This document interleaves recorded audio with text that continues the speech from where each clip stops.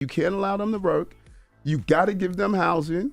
You can't stop the buses from coming in. You know, for months I've been saying the key to solving the asylum seeker crisis. Migrants that are here, we didn't call people to come here. They were sent here by Governor Abbott. Migrants and asylum seekers are not undocumented.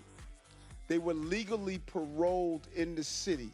And we're not getting any money from. We got about $100 million out of a $4 billion price tag.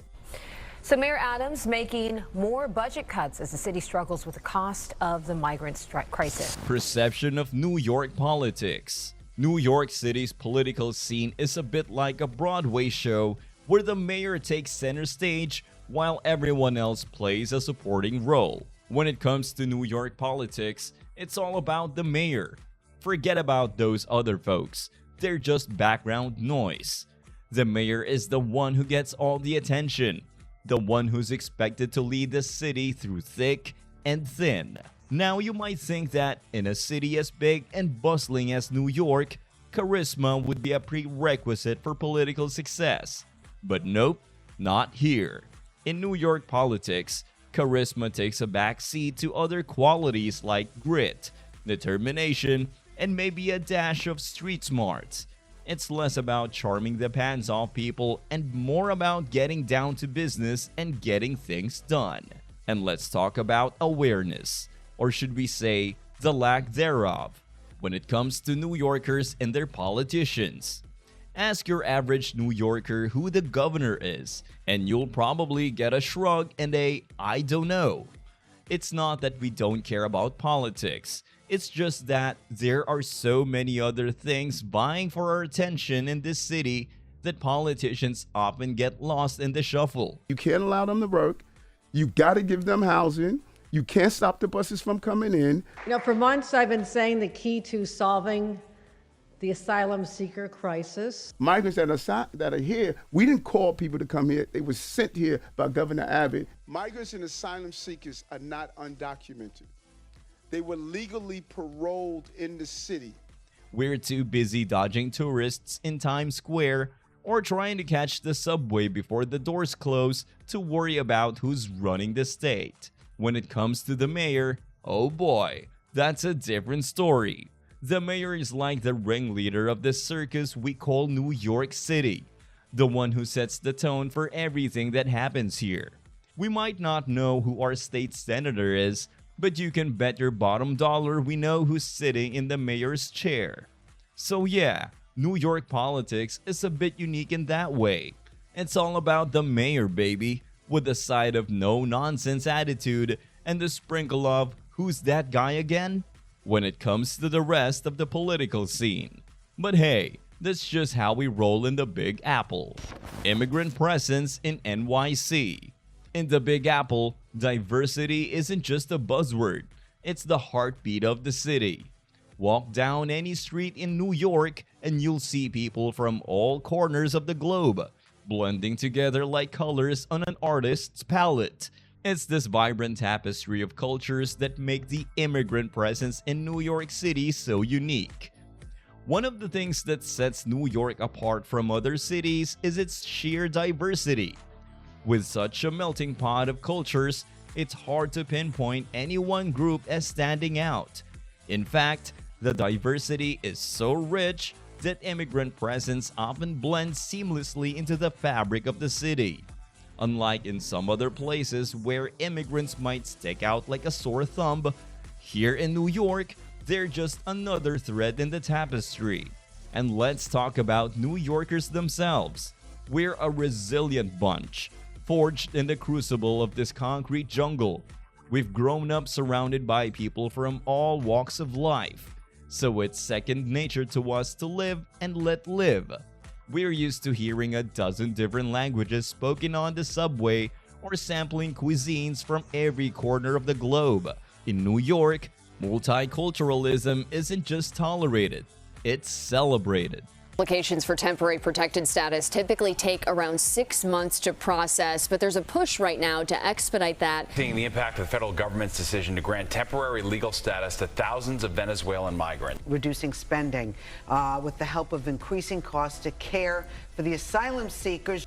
But perhaps the most remarkable thing about immigrants in New York is how seamlessly they integrate into the city.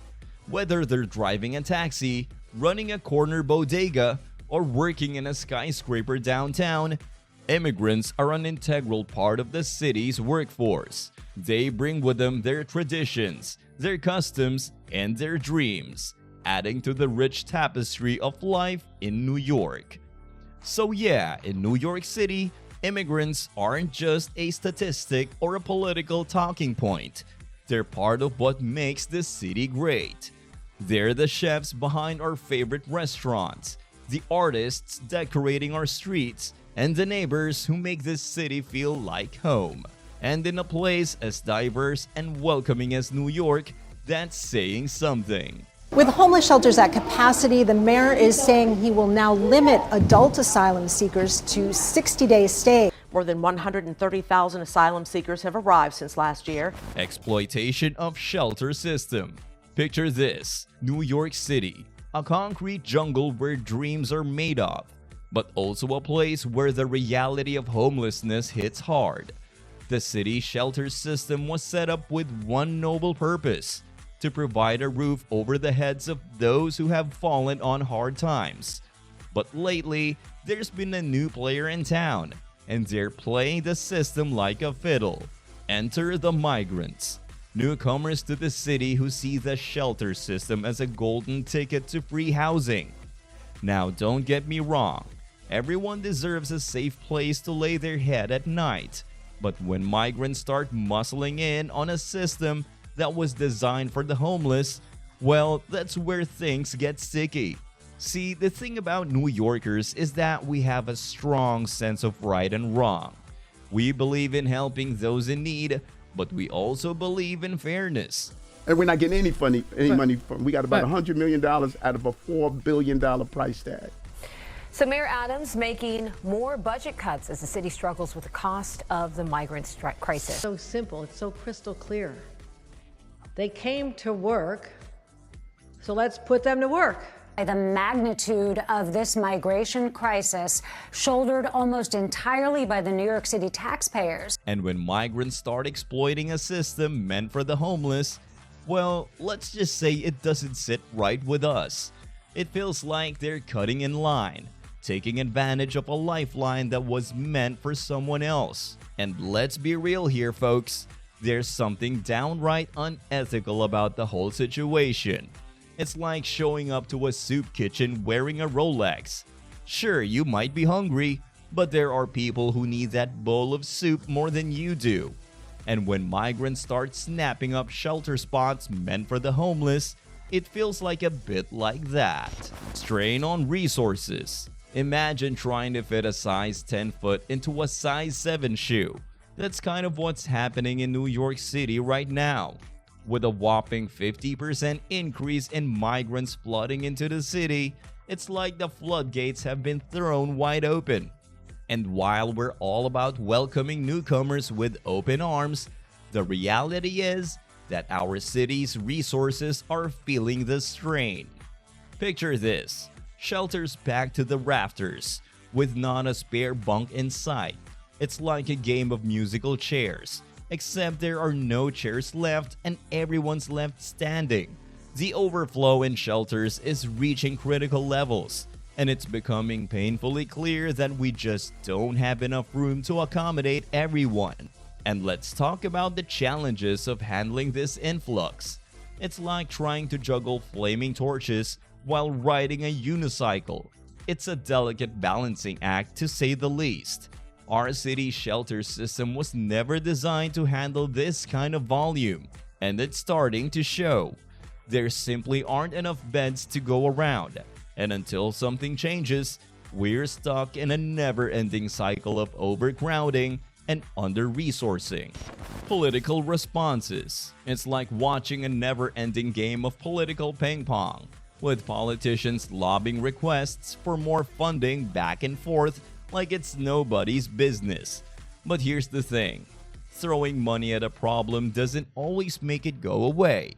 And when it comes to the migrant crisis in New York City, It's starting to feel like we're stuck in a never-ending cycle of requests for more cash with little to show for it. Take, for example, the recent back and forth between politicians over funding for the police force. One side says we need more money to handle the influx of migrants, while the other side says we need to focus on addressing the root causes of the crisis. Meanwhile, the problem just keeps on growing, with no end in sight. And let's talk about political maneuvering for a minute. It's like watching a high-stakes chess match, with politicians making moves left and right, but never actually getting anywhere. Sure, they might score a few points here and there, but when it comes down to it, the game board still looks pretty much the same. But perhaps the most frustrating thing of all is the lack of proactive measures to address the root causes of the crisis. First, no matter who we are, we have an immigrant origin. It is being called the worst humanitarian crisis New York City's ever seen. Thousands of more asylum seekers arrive. And the billions of dollars that the immigrant community puts into our city. Without the option to apply for temporary protection status, there are other routes for those people who aren't eligible. It's like trying to put out a fire with a squirt gun. It's just not gonna cut it. Until we start tackling the underlying issues driving migration to our city, we're gonna keep on spinning our wheels and getting nowhere fast. So yeah, when it comes to political responses to the migrant crisis in New York City, it's like we're stuck in a never-ending loop of requests for money, political maneuvering, and a whole lot of talk with very little action. And until something changes, until we start seeing real, tangible results, well, it's hard to be anything but frustrated with the whole situation. That's all for this video, folks. See you next time.